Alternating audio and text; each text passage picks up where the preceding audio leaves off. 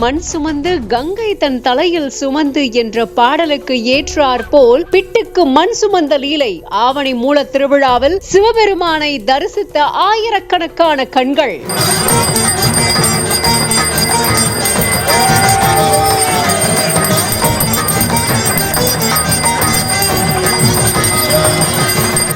மாதமாம் மூல திருவிழாவில் சிவபெருமானை தரிசிக்க காத்திருந்த ஆயிரக்கணக்கான கண்கள். புட்டுக்கு மண் சுமந்து பிரம்படிப்பட்டு தான் யார் என்று மன்னனுக்கு நிரூபித்த தருணம். சிவபெருமானின் லீலையே லீலை. மதுரையை ஆளும் மீனாட்சி அம்மன் கிட்ட இருந்து சிவபெருமான் செங்கோல் பெற்ற நிகழ்வு மதுரை மீனாட்சி கோவில்ல நேற்றைக்கு முந்தைய நாள் நடந்திருக்கு. இந்த நிலையில ஆவணி மூல திருவிழாவோட 9ஆம் நாளான புட்டுக்கு மண் சுமந்த லீலை நிகழ்வு நடைபெற்றிருக்கு. மதுரை ஆரப்பாளையம் வைகை ஆற்றோட கரையில அமைஞ்சிருக்கிற புட்டு தோப்புல பிற்பகல் 1:05 மணில இருந்து 1:29 மணிக்குள்ள தனுர் லக்னத்துல மண் சாதத்துல நிகழ்வு நடந்தது. வைகை ஆற்றுல பெருக்கெடுத்த வெள்ளத்தை கட்டுப்படுத்த வீட்டுக்கு ஒருத்தர் வரணும் அப்படின்னு அரசர் ஆணையிட்டு இருந்தாரு. வந்தி எனும் புட்டு விற்கும் கிழவிக்கு யாருமே இல்லை அப்படிங்கறதுனால இறைவனே கூலியாளாக வடிவெடுத்து வந்து வந்தி தந்த புட்டுக்கு மண் சுமக்கிறேன் அப்படின்னு சொல்லி இருந்தாரு. ஆனா தன் பங்கு கரைய அடைக்காம புட்டு உணவை மட்டும் சாப்பிட்டு ஆடி பாடி கடம்ப மரத்தின் அடியில